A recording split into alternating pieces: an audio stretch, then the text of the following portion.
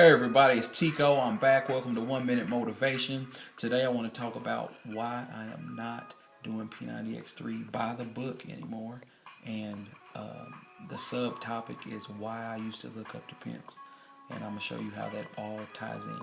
Now, first of all, I'm not doing P90X3 by the book anymore, which means I'm not doing it. I'm not following the calendar because I am doing this workout routine here. It's called group power.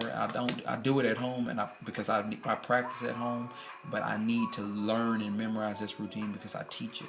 And it is a pretty intense routine, and I use heavy weights, and I also teach Insanity a few days a week, and I practice group, and I also practice yoga.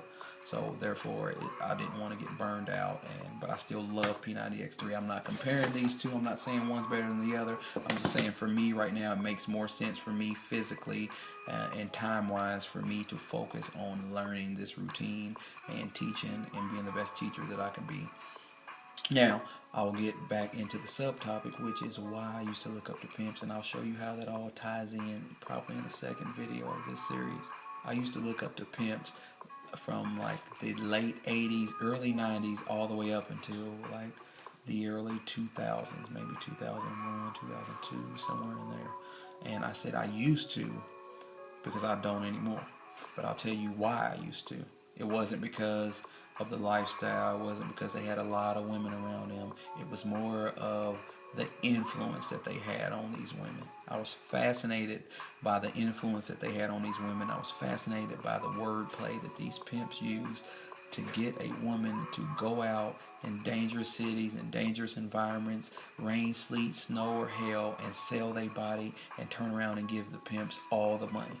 And real pimping, they give the pimps all the money. I used to go to Chicago. I've seen real pimps. I've seen the real women out there 10 toes down, freezing cold, on the stroll. I seen them with my own eyes, and I was fascinated by it. And I was reading books by like Donald Goins and Iceberg Slim, and I was watching the Mac and Superfly because I wanted to emulate that. I wanted to talk to women in such a way to get them to do whatever I want them to do, just by talking to them. Because I at that time, I thought that a man was superior to a woman. It was more about the influence that they had and the wordplay that they used to get these women to do what they wanted them to do.